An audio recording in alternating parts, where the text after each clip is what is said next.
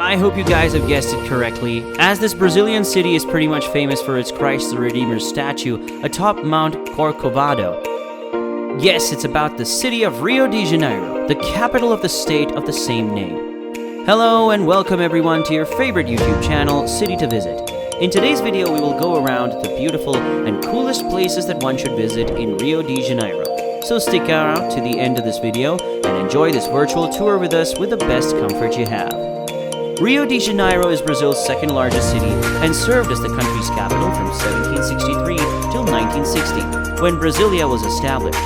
The city was created in the mid-1500s by Portuguese immigrants and became a port for the shipment of gold from the inland mining districts. We start our journey with this amazing place called Epinema. Continuing westwards from Copacabana's 4-kilometer strand, the beaches of Epinema and Leblon are separated by the Jardim which drains the lagoon Lagoa Rodrigo de Freitas. Along the seafront promenade are large hotels, sidewalk cafes, and restaurants. These two districts, although best known for their beaches, one of which was made world famous by the song The Girl from Epinema, has a lively cultural life with art galleries, cinemas, and an avant-garde theater. Parque de Quintal in Leblon is the scene of an antique market every Sunday. And Parque General Osorio hosts the Sunday Feira de Artesanato de Epinema, featuring crafts, music, art, and local foods. Moving on to the next, Arpoador Beach. It is the best place to witness the magical sunset. The beach is located between Copacabana and Epinema Beach and has a rock that juts out into the sea. You can hike to the end of the rock for the best view of the sea. During summer, people on Arpoador Beach wait to watch the sunset, and as the sun goes down, they clap. You can stay back after sunset to enjoy a swim in the sea at night. The rock and sand beach is also the birthplace of surfing in Brazil. The beach is one of the best surfing spots in Rio. On to the next, Murakana Stadium. Football or soccer is by far one of the most important sports in Brazil, and the Murakana Stadium is one of Rio's most important landmarks. Once the world's highest capacity football venue, it was able to hold nearly 200,000 people when it opened in 1950. In modern times, the capacity has been reduced because of safety considerations and the introduction of seating for all fans. It was partially rebuilt in preparation for the 2014 World Cup and is currently able to seat 80,000 spectators, making it the largest stadium in South America. Moving towards the next stop, Jardim Botanico, the Botanical Garden. Covering 350 acres at the foot of Corcovado, Rio Jardim Botanico combines an ecological sanctuary with show gardens and a scientific laboratory, all in a beautiful park-like setting.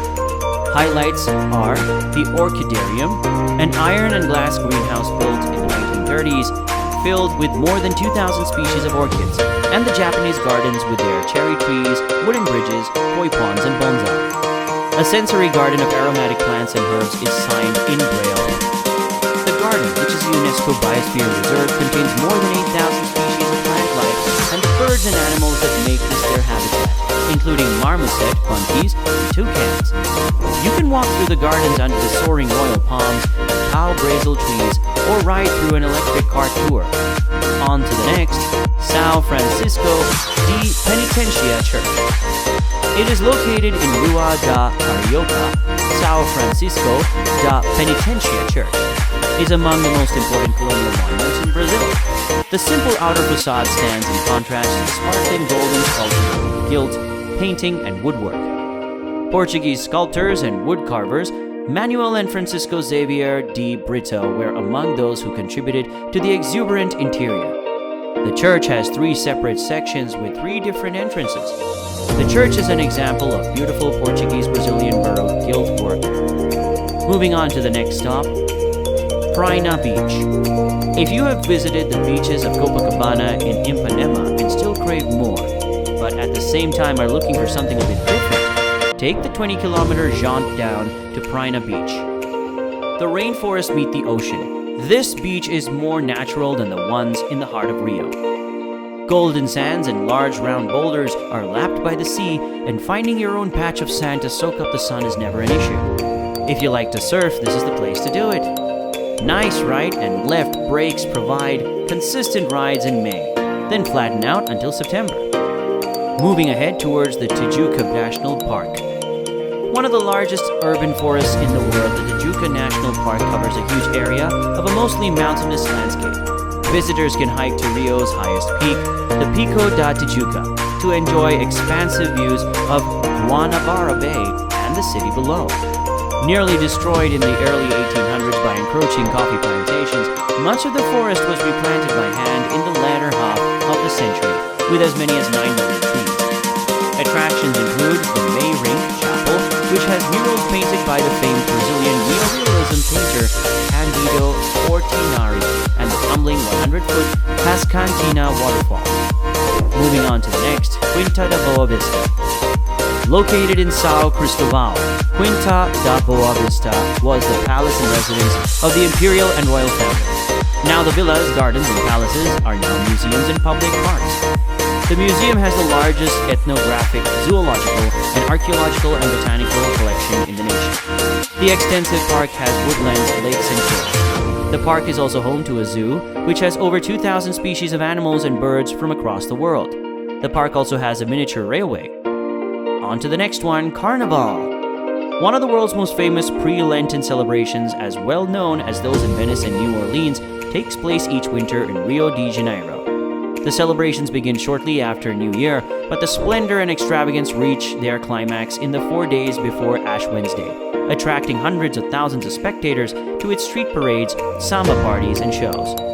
Other Brazilian cities celebrate Carnival. It's also a major tourist event in Bahia and Recife, but Rio's the most lavish. The most spectacular events are the parades of the samba schools, which are held in a unique venue designed by renowned Brazilian architect Oscar Niemeyer.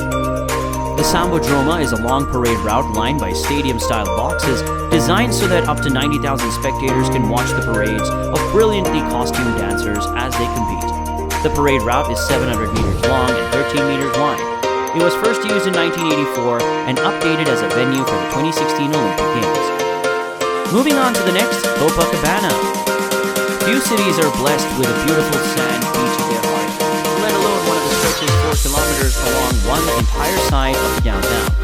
A few steps from its golden sands are Avenida Atlantica, Avenida Nossa Senhora de Copacabana, and the neighboring smaller streets where you'll find appealing century-old buildings, fine hotels, and popular restaurants and cafes.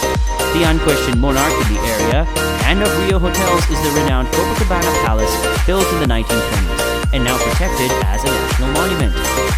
Featured in the 1933 film Flying Down to Rio and host to royalty and glamorous movie stars, Copacabana Palace recalls the halcyon days of power, wealth, and elegance when Rio was the capital of Brazil. On the next stop, Sugarloaf. Rio de Janeiro's best-known landmark is the rock peak of Sugarloaf, towering 394 meters above the harbor.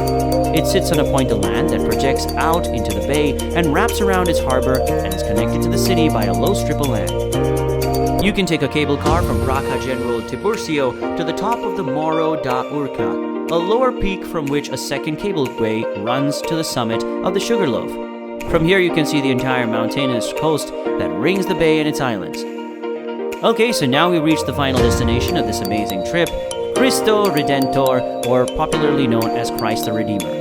The giant statue of Christ overlooking the city from the 709-meter summit of Corcovado is almost as widely recognized as a symbol of Rio as the distinctive shape of Sugarloaf. The world-famous landmark was erected between 1922 and 1931, financed almost entirely by contributions from Brazilian Catholics. The Art Deco statue was created by Polish-French sculptor Paul Landowski and built by the Brazilian engineer Heitor da Silva Costa, in collaboration with the French engineer Albert Capote. Made of reinforced concrete and soapstone, the figure itself is 30 meters tall, with arms stretching 28 meters. It weighs 635 metric tons. Inside its 8-meter-high base is a chapel, where it's not uncommon to find weddings and baptisms taking place.